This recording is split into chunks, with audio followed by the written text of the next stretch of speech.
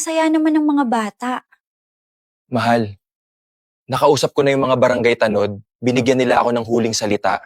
Kapag may nakita ulit ilaw, taong bayan ang gagawa ng aksyon, mabuti pa umalis na tayo dito. Hindi natin alam kung kailan uli yung mangyayari. Papayag akong umalis tayo dito. Ang tanong, saan naman tayo lilipat? Hindi ko nga rin alam kung paano ko maipapaliwanag kay nanay at tatay tungkol dito sa aso. Oo nga no. Paano kaya? Delikado yata yung ilaw na yun ah. Mukhang mangkukulam yata sila. Dapat gawan natin ng paraan habang maaga. Sunugin kaya natin ang bahay nila. Mababait si Ate Linda at Kuya Damian. Hindi dapat nila ito maranasan. Kailangan malaman nila bago maging huli ang lahat. Sasabihan ko sila, hindi ko po kayo hahayaan mapahamak. Alam ko ang kabutihan ng inyong puso. Tao po, Kuya Damian! Ate Linda! Tao po! Kuya Damian, Ate Linda, nandyan po ba kayo? O iho, bakit ka hangos na hangos? Parang pagod na pagod ka at tila ba takot na takot ka? Kuya Damian, narinig ko ang mga kapitbahay namin na gusto raw nilang sunugin yung bahay ninyo kasi meron daw kayong anak ng mga mangkukulam o masamang elemento. Ganun ba? Maraming salamat sa pag-aalala sa amin, pero maaari ba tayong mag-usap? Huwag dito sa labas ng bahay. Tara sa loob. Mainam na marinig din ng Ate Linda mo para maliwanag din sa kanya.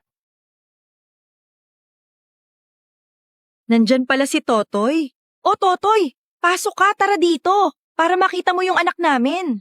Bakit ka napasugod? Ate Linda, narinig ko po ang mga kapitbahay namin na nagpaplano silang paalisin kayo dito. Ang masakit pa, nagpaplano silang sunugin ang inyong tahanan. Kaya napatakbo agad ako. Grabe naman yan. Anong kasalanan namin? Bakit naman nila gagawin sa amin yun? Wala naman kaming ginagawa masama. Hindi gusto ng mga bata ang nangyayari. Mahal, habang maaga pa, umalis muna tayo dito. Meron akong alam na pansamantala nating matitirahan. Totoy, may alam ka bang makukuha na tricycle na mabait at malapit sa inyo? Kuya Lando, wala po eh. Kasi mga malalapit sa aking itay ang mga nag-uusap-usap. Pero maghahanap po ako. Baka pwede po nating kausapin yung kumodrona. Tricycle driver po ang asawa nun. Pwede natin puntahan. Pasensya na po kayo kung bakit ako nakasimangot.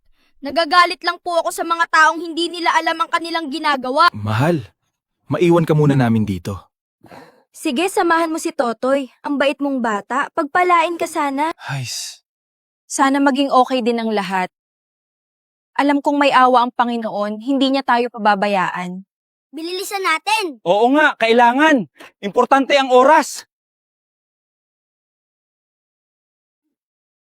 Alam mo naman ang daan, di ba? Oo. Nandito na tayo. Tao po, Nay. Tao po. Nandiyan kaya siya, hindi ko dapat iniwan ng mag-ina ako. Naririnig ko na ang yapak niya, papunta na siya.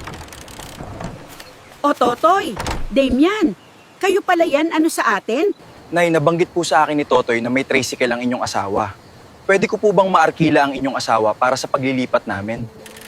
Maglilipat?